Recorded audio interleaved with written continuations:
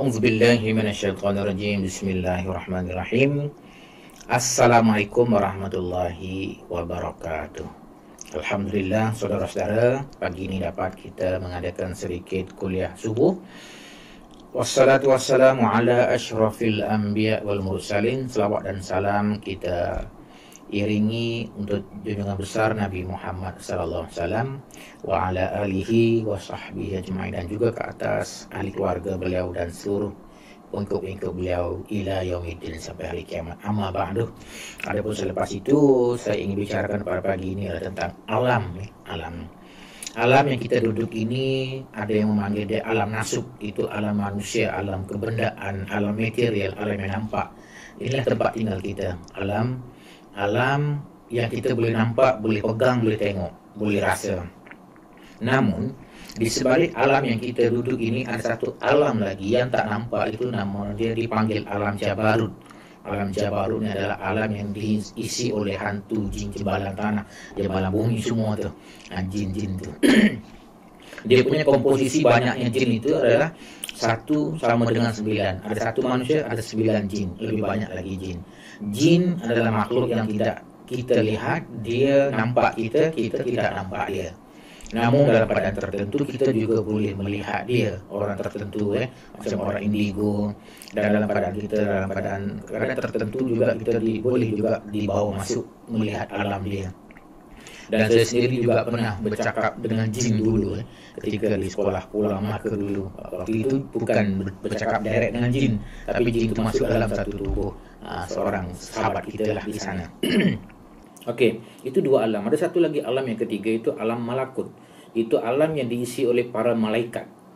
Jadi alam para malaikat ini lebih tinggi dari alam jin. Jadi malaikat boleh nampak jin dan boleh nampak manusia, sedangkan jin sendiri tidak boleh nampak alam malaikat.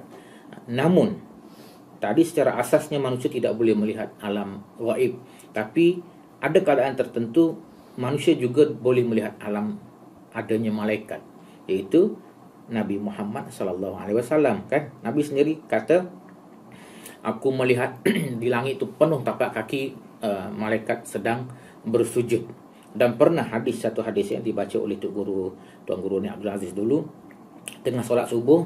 Habis solat subuh Nabi tanya, siapa tadi yang baca Rabbana lakal hamdu katsir. Nabi tanya, siapa tadi baca apa tadi? Aku tengok malaikat berlari-lari datang. Rupanya ada satu orang sahabat, dia baca begini, Rabbana lakal hamdu katsiran thayyiban mubarakah. Disambung lagi, Rabbana lakal hamd. Bangun daripada rukuk itu, disambung lagi. Jadi rupanya malaikat itu datang. Nabi boleh tengok. Dan alam yang keempat adalah alam ilahud, di mana alam Tuhan sendiri. Alam manusia, alam jin, alam malaikat, alam Tuhan. Tuhan boleh tengok semua makhluk ni, malaikat, jin, manusia, tapi tiga-tiga tidak boleh melihat alam Tuhanan.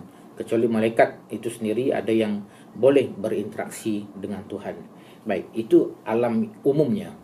Alam manusia ini sendiri ada lagi, iaitu alam sedar dan alam bawah sedar.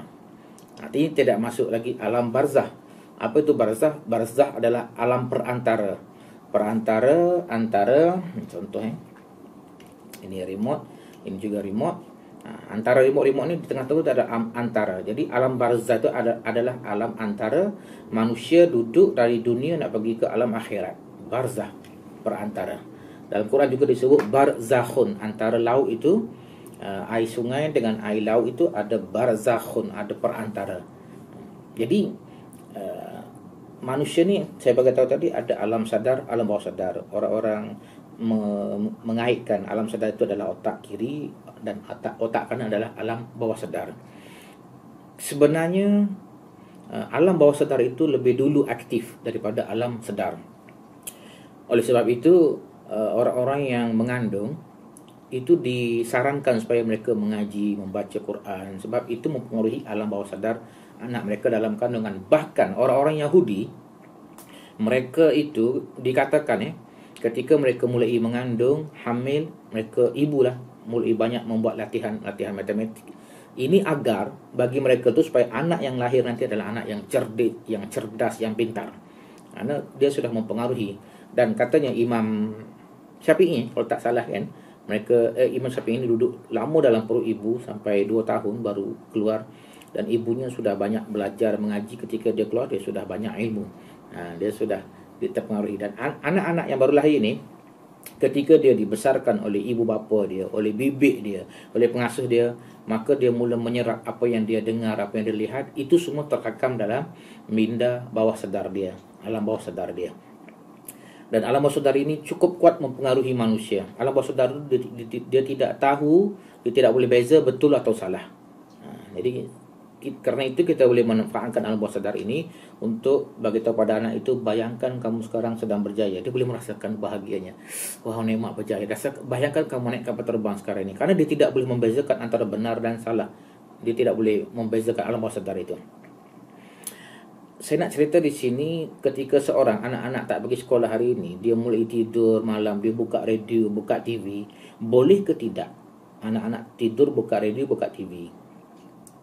Di sini ada dua qaulan, dua pendapat. Seandainya apa yang didengar itu ketika tidur itu adalah hal-hal yang tidak baik, semua itu mempengaruhi dalam minda dia. Ketika dia bangun, dia boleh teringat apa yang dia dengar malam tadi. Dan saya biasa juga tidur dalam keadaan TV atau radio berbunyi di sebelah kita. Bila kita terjaga, sakit telinga ni, terasa sakit seperti ada benda nak masuk tapi tak boleh masuk.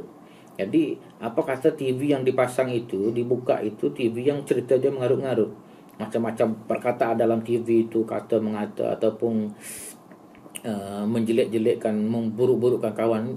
Orang ni lagi tidur depan TV, itu semua masuk dalam minda dia. Jadi tidak digalakkan, tidak boleh tidur dalam keadaan radio, TV hidup. Itu masa tidur lah, rehat. Masa tidur, rehat, tutup, aku nak tidur ni. Namun kalau kita ingin hafal Quran, dikatakan ada satu orang anak di Indonesia itu, rumahnya tepi sawah. Sahabat saya pernah pergi tepi sawah, orang miskin tapi anak dia tu sudah banyak hafal Quran. Bila ditanya apakah rahsianya, salah satunya adalah dia mainkan bacaan Quran dalam rumah dia tu 24 jam. Jadi tidur pun dipasang lagi. Jadi itu mempengaruhi kepada minda juga. Jadi fi qaulan ni ada dua pendapat. Pendapat pertama itu, tidur dalam keadaan TV, radio hidup itu mempengaruhi yang tak bagusnya, kalau yang tak bagus. Tapi kalau yang bagusnya itu adalah apabila benda itu yang baik-baik. Macam kita nak hafal Quran, amma yatasaalu, kita pasang terus ulang, lama-lama dia akan melekat. Bahkan ketika orang-orang sedang khusyuk bermain, sekarang ni anak-anak tak pergi sekolah, dia main game. Ketika khusyuk, tahap khusyuk dia bermain itu, waktu itu ibu bapa biasanya panggil tak dengar kan. Man, 2 kali panggil. Kali ketiga tu paling kuat kejutan. Masa tu anak terkejut.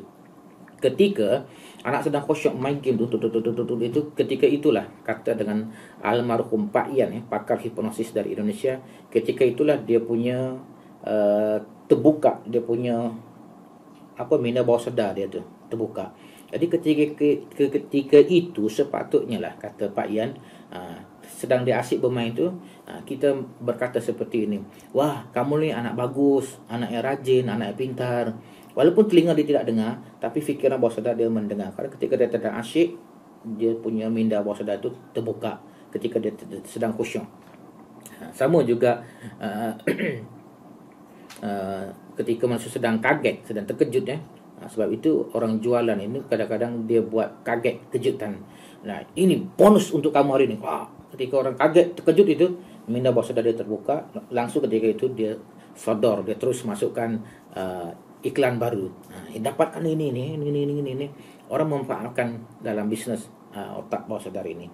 Jadi anak-anak hari ini belajarlah di rumah, karena kita otak kita ni memang tidak boleh kosong daripada ilmu, mesti diisi. Dan cara belajar tadi ada bermacam cara. Tidur pun boleh belajar, tapi disarankan, dinasihatkan, jangan sampai waktu tidur anda on TV, on radio. Cukuplah masa hidup, masa kita jaga ni kita dengar, dan masa tidur kita rehatlah. Karena kita ada kerja lagi lepas tidur tu, kita nak bangun lagi. Karena orang-orang yang Tuhan sayang itu adalah orang yang ketika dia tidur, dia ambil sedikit waktu dia untuk bangun berhadapan dengan Tuhannya. Tuhan puji, tatajafa junubuhum anil madaji'. Jauh orang ini dari tempat tidur dia, bangun dia. yad'una rabbahum, dia berdoa pada Tuhannya, khaufan wa tama'a, dalam keadaan penuh ketakutan, takut dia nanti tak diterima amalnya, mati keadaan bagaimana, wa tama'a, dan penuh pengharapan. Wa mimma razaqnahum yunfiqun, dan apa yang kami berikan pada mereka itu, orang-orang itu, dia tidak ambil semuanya untuk dia, bahkan ada dia sisakan untuk orang lain. Ya, demikian tazkirah pagi ini, mudah-mudahan bermanfaat insyaallah. Amin amin ya rabbal alamin. Inna hadhihi tazkirah, sesungguhnya ini adalah sebuah satu peringatan. Faman syaa dzakarah, barang siapa tidak dikehendaki oleh Tuhannya, dia akan mendapat peringatannya. Wabillahi taufik wal hidayah. Wassalamualaikum warahmatullahi wabarakatuh.